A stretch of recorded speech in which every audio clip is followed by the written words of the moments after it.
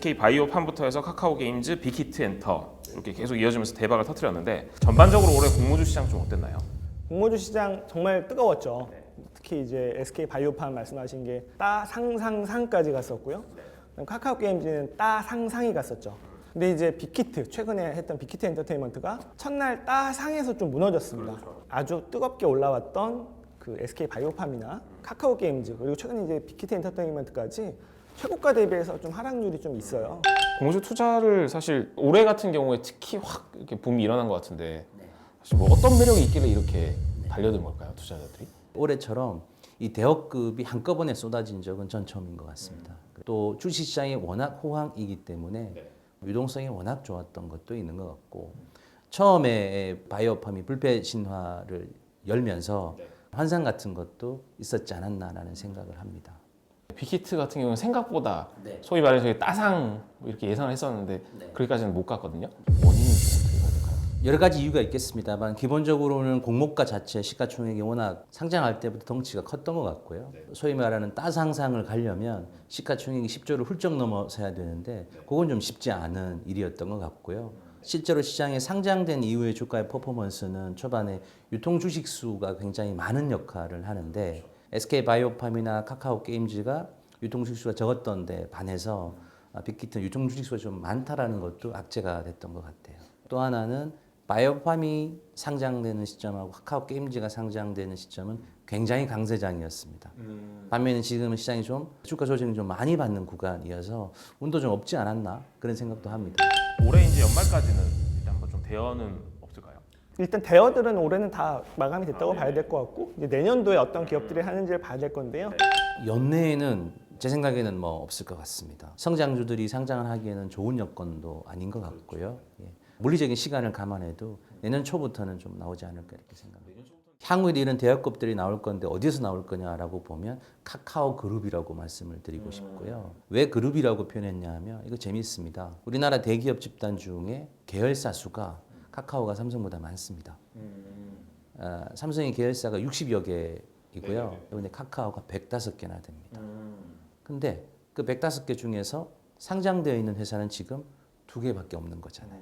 카카오의 특징은 고정비가 별로 들어가지 않는 비전이 있으인데 과점 기업들이고 성장 기업이고 플랫폼이니까 성공 가능성이 굉장히 높죠.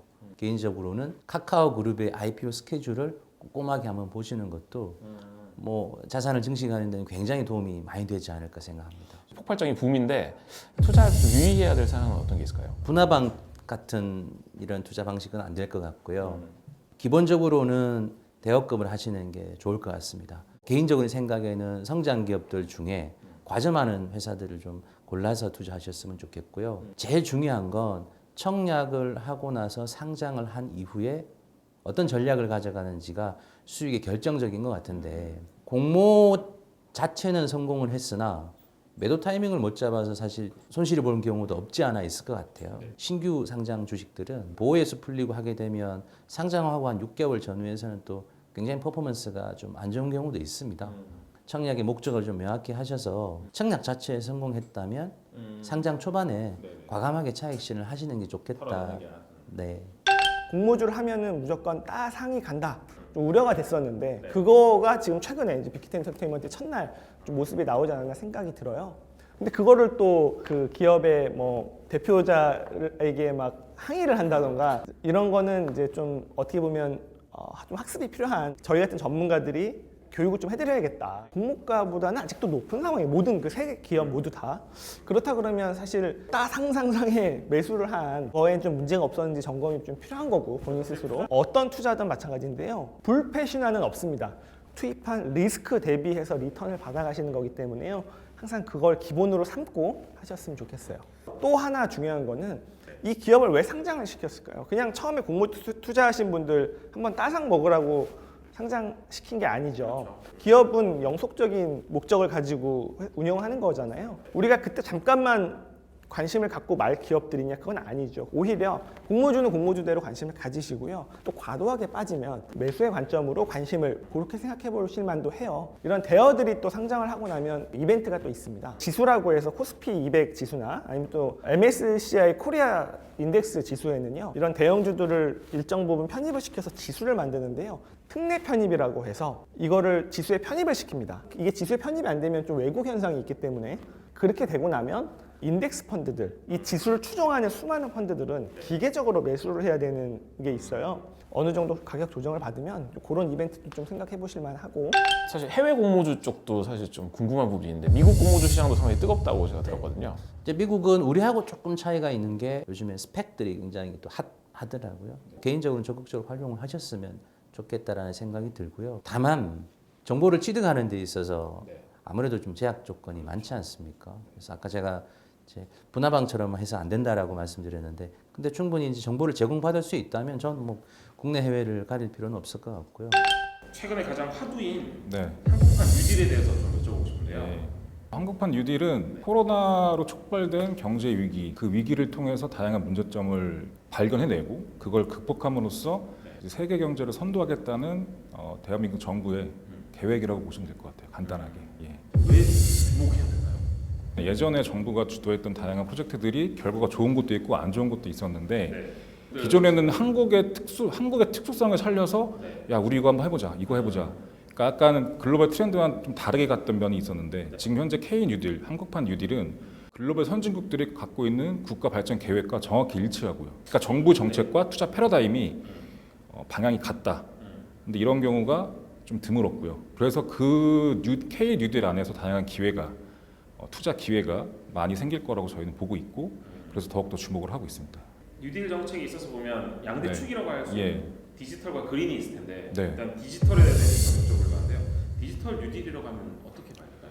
디지털 뉴딜은 그냥 디지털 경제를 선도하겠다라는 야심찬 플랜이라고 보시면 되고요. 그걸 하기 위해서 인터넷 플랫폼 기술을 개발한다거나 아니면 다양한 통신 장비, 그다음에 관련된 다양한 밸류체인 전반을 정부가 신경을 써서 관리를 하고 또 다양한 정책적 지원을 하겠다라는 플랜이라고 보시면 될 것 같아요. 최근에 이제 정부의 K 뉴딜 정책이 나오면서 한국거래소에서 나온 KLX BBIG K 뉴딜 지수가 있어요. 여기에 주요 종목들은 뭐 네이버나 카카오 같은 종목들이에요. 얘네들을 왜 장기적으로 주목해야 되는지를 제가 말씀드리고 싶은데 그 이유는 네이버나 카카오는 대한민국에서 명실공히 넘버원 슈퍼 앱이라고 부릅니다. 슈퍼 앱의 정의가 뭐냐면 지금 디지털 시대를 살고 있는 현대인들이 원활하게 삶을 영위하기 위해서 굉장히 빈번하게 들어가야 되는 앱을 의미하는 거예요. 그게 슈퍼 앱인데 하루를 살기 위해서 필요한 다양한 서비스들을 이 슈퍼 앱들이 다 제공하고 있어요. 근데 이런 앱들이 갈수록 커지는 거죠. 점점 더 눈덩이처럼 몸집이 커지고 더 많은 서비스들이 이 슈퍼 앱으로 들어오고 거의 저희의 삶을 컨트롤할 정도로 강한 파워를 갖게 되는데 국내에 있어서는 이 후보가 네이버랑 카카오죠. 이게 이제 디지털과 더불어서 네. 그린 뉴딜은 뭘로 봐야 될까요? 디지털만큼 이제 글로벌리 화두가 되고 있는 테마인데요. 네. 신재생 에너지, 그러니까 저탄소 경제로 가겠다. 이 ESG, 그러니까 Environmental Social Governance의 낙자인데요. 핵심은 저탄소 경제. 다방면의 업계에 포진되어 있는 기업들과 다양한 국가 정부들이 지금 합심해서 이 정책을 이끌어 가는 건데요. 그래서 제가 아까 말씀드렸듯이 현재 한국판 뉴딜의 정책이 디지털이든 그린이든 지금 현재 글로벌 트렌드와 정확히 부합한다라고 말씀드린 게 그 이유 때문입니다. 그린 뉴딜 같은 경우에도 좀 산업들이 있을 텐데 네. 그런 산업들이. 포괄적으로는 신재생 에너지, 클린 에너지 이쪽을 현재는 먼저 주목을 하고 있고요. 네. 태양광, 풍력, 그다음에 이런 것들을 저장하는 ESS라는 에너지 저장 장치가 있거든요. 필연적으로 이 신재생 에너지가 많이 사용되면 많이 사용할수록 ESS 시장도 완전히 엄청나게 커질 거고 그 안에 핵심 원동력은 배터리입니다. 소위 말하는 2차 전지. 네.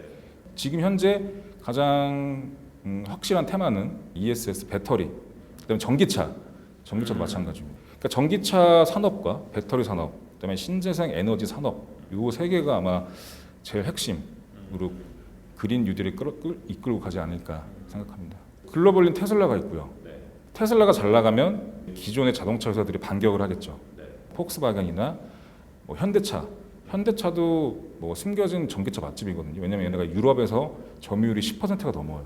배터리 쪽으로 넘어가게 되면 뭐 LG화, 그다음에 삼성 SDI, 뭐 중국 쪽엔 CATL, 일본의 파나소닉, 그다음에 그 전지를 만들기 위해서 소재를 공급하는 소재 회사들, 뭐 포스코 케미칼, 뭐 이런 데들도 주목할 만하고. 저희가 알만한 회사들이 네. 있네요. 근데 알만한 회사들이 더 갈 겁니다. 예. 대규모 패러다임 전환 국면에서는 기존의 기술력을 갖고 있던 회사들이 초기 시장을 선도해서 갈 수밖에 없어요. 얘네의 기술력만 보고 시장이 일단 형성이 되어 있기 때문에 얘네의 지위가 굉장히 공고하죠. 그리고 얘네가 더 혁신할 가능성이 높고, 그다음에 현금도 많고, 신규 진입자들보다는 훨씬 더 유리한 위치에 있습니다. 이 새로운 산업이 커지면 얘네들이 그대로 견인할 가능성이 아직은 굉장히 높은 거죠. 예.